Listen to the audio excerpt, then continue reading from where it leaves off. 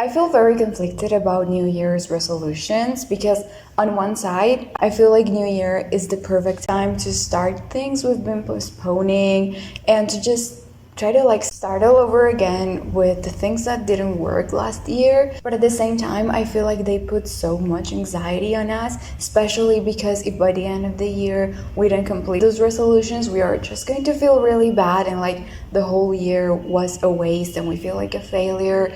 And also, I don't know, maybe it's just me, but I just feel like it's hard to find good resolutions because they're not as good as those from other people. But then also, I don't want them to be like that massive because I'm scared I'm just not going to be able to do it. And then I just feel very anxious and I don't know what to do. And overall, I just feel like we put so much weight onto New Year and starting fresh that it makes the whole prospect year just feel incredibly anxious. Like, just thinking about all the things that could happen next year aside from the ones I'm planning, and just the thought that maybe the ones I'm planning are not going to happen, it's scary. Like, New Year is the perfect time to just dig deep into the future. And I don't know if it's just me, but not being that grounded into the present and taking that much time to think about the future makes me really anxious and it's very overwhelming. So here's a message for you in case you feel the same way, and also a few resolutions that are actually achievable and that are going to make your year better. Doesn't matter how the rest of it goes, at least these are going to improve it, even if it's just a little bit. And something. Honestly, at this point, even the little things count. As I was saying, I feel like New Year, it's a time where we can feel loads of anxiety just because the thought of a whole new year filled with God knows how many outcomes is scary, but also because the thought of getting older and still not knowing what the fuck we're doing with our lives, or where is the planet going, or what's going to happen with society, and overall just the thought that we are growing and still don't know what's going to happen in the future.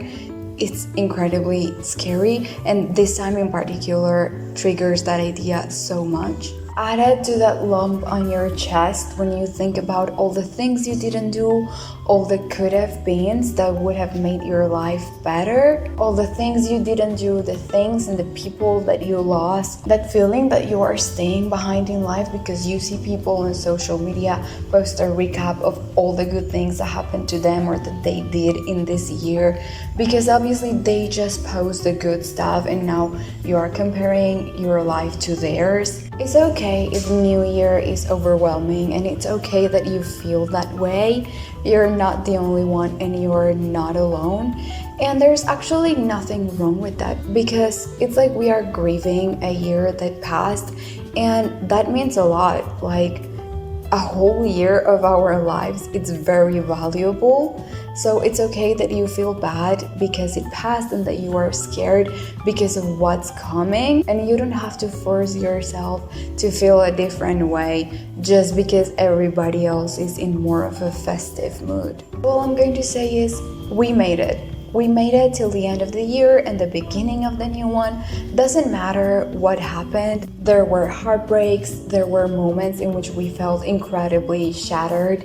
There were difficult conversations. We grieved. There were moments in which we felt sad as fuck. And there were also moments in which our loved ones felt really bad and we had to be there for them. There were fights. We got rejected. We rejected many things and maybe had regrets after. Overall, we made it. We started this new year, and that's something to be incredibly proud of. It's okay to be sad and scared, but give yourself some credit for making it through because it was tough. So, congratulations, you did a great job, and I'm really glad you're still here. And just for the record, in the same way you managed to go through it this year, you're also going to make it through this new one. And now, in case you're looking for inspiration for some actually achievable New Year's resolutions that will help you in this journey we call life, I got you. The first one is working to get a better mental and physical health. And I said better and not good intentionally, because I feel like when we say to have a good mental and physical health, we are implying that the one we have right now is already bad. And two, I feel like we tend to associate good with perfect. So when we say better, every single thing we achieve can be added to that goal. And it's going to feel like something we can celebrate because we are actually seeing the improvement. The second one is growing without pressure at your own time.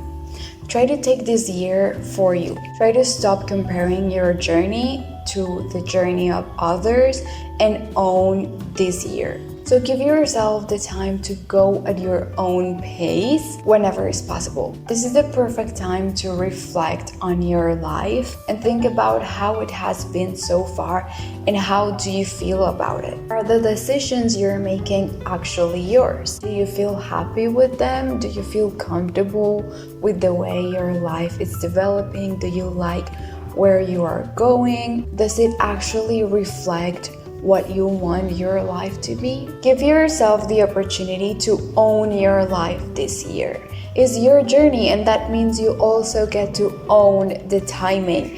It's just yours, so try to find the power in that. Try to feel empowered with being the owner of your life, because you are. You have the power to decide what you are going to do and when you are going to do it and how slowly or quickly you want to take your life. And no one can take that away from you. So take it, it's yours. It's okay if in order to be happy, you need to disappoint some people, even if it's just a little bit.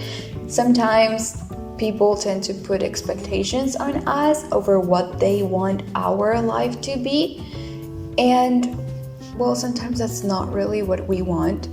And it's your life, so you're in your full right to own it. And remember that someone that actually cares for you will be okay just by knowing that you are doing what makes you happy. The next one is strengthening or creating new healthy relationships. If you were looking for a sign to meet new people or leave that toxic relationship or do something special for your loved ones, this is it. Make sure you take some time this year to strengthen and create new healthy relationships, because it's amazing to surround yourself with people that actually care for you, to create a great support system, and to also be part of that support system for all of those who you appreciate.